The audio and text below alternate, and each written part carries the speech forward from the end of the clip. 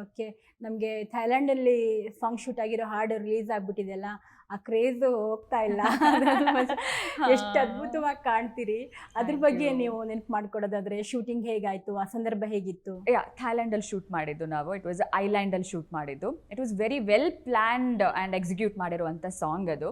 So main credits ಇದು ಎಲ್ಲ ಆ ಸಾಂಗ್ ಅಷ್ಟು ಚೆನ್ನಾಗಿ ಬಂದಿರೋದಕ್ಕೆ ಕ್ರೆಡಿಟ್ ಹೋಗಬೇಕಾಗಿರೋದು ಒಂದು ನಮ್ಮ ಸಂತು ಮಾಸ್ಟರ್ಗೆ. He did an amazing job. And ಎರಡನೇದು ನಮ್ಮ DOP ಸರ್, ನಮ್ಮ ಪ್ರೀತಿಯ ಸುಧಾ ಸರ್ಗೆ. ಸೊ ಹಿ ವಾಸ್ ಒಂಥರ ಮ್ಯಾಜಿಕಲ್ ಆಗಿ ಇಡೀ ಆ ಸ್ಕ್ರೀನಲ್ಲಿ ನಮ್ಮನ್ನು ಅಷ್ಟು ಚೆನ್ನಾಗಿ ತೋರಿಸಿದ್ದಾರೆ ಅಂದರೆ the credit goes to him. And ನಮ್ಮ director sir of course and the entire crew, ನಮ್ಮದು ಕ್ರೂ ಕಾಸ್ಟ್ ಇದೆಲ್ಲ, they were all that supportive. ಅಂದರೆ ಆ ಥೈಲ್ಯಾಂಡಲ್ಲಿ ಆ ವೆದರ್ ಹೆಂಗಿತ್ತು ಅಂದರೆ it was a very tricky weather.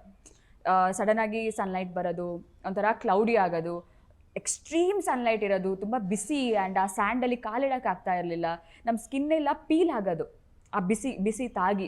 So it was very very harsh. And ಹ್ಯೂಮಿಡ್ಗೆ ಅಲ್ಲಿ ಡ್ಯಾನ್ಸ್ ಮಾಡೋದಿದೆ ಗೊತ್ತಾ, ಎಂಟೈರ್ ಡೇ ಮಧ್ಯಾಹ್ನ ಸಂಜೆ ಬೆಳಗ್ಗೆ ಅಂತೆಲ್ಲ ಎಂಟೈರ್ ಡೇ ಶೂಟ್ ಮಾಡ್ತಾ ಇದ್ವಿ ನಾವು. ಸೊ ಫಸ್ಟಿಗಿದ್ದ ಶೇಡ್ ಲಾಸ್ಟಿಗೆ ಹೋಗ್ತಾ ಡಲ್ ಟ್ಯಾನ್ ಆಗಿ ನಮ್ಮ ಮನೇಲಿ ನಮ್ಮ ಪರಿಚಯ ಗುರ್ತ ಸಿಗ್ತಾ ಇರಲಿಲ್ಲ. ಸೊ ಆ ಕಲರ್ಗೆ ಬಂದುಬಿಟ್ಟಿದ್ವಿ.